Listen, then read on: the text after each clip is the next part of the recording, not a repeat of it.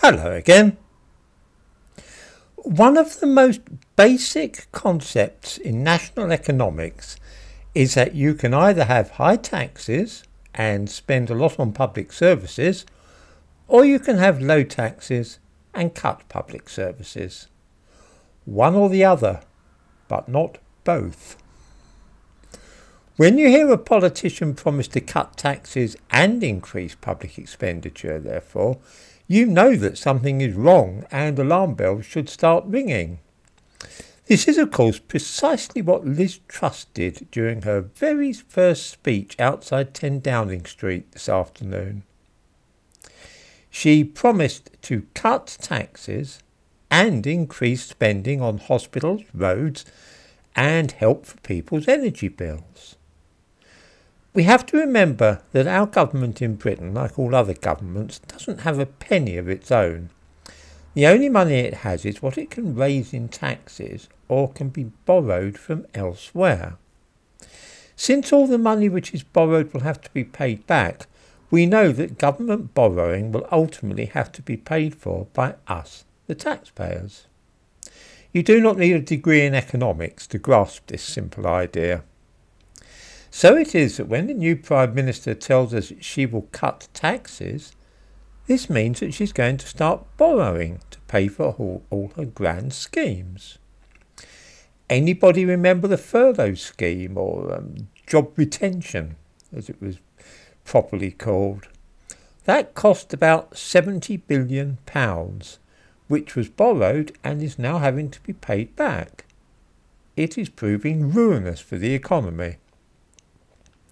Liz Truss is desperate to avoid people having to pay higher gas and electricity bills before the next election in 2024.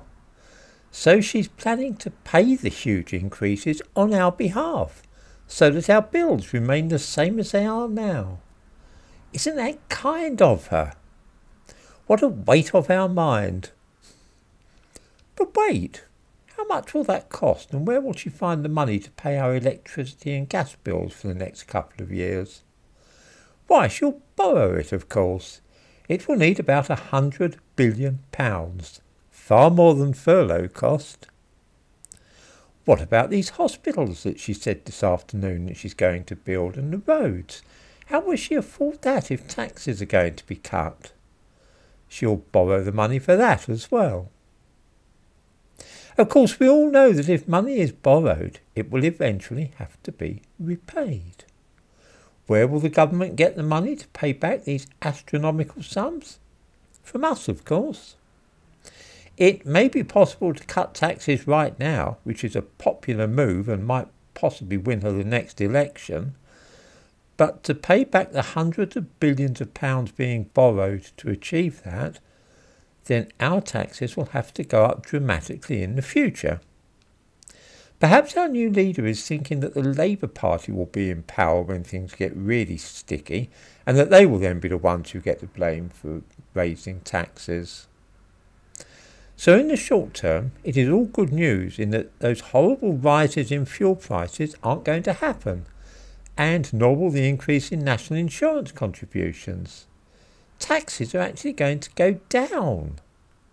This all sounds terrific, but I hope that there are no viewers that fail to realise that this is going to create an even greater problem a few years down the line.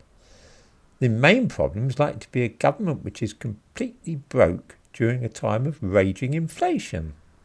Does anybody else remember the 1970s?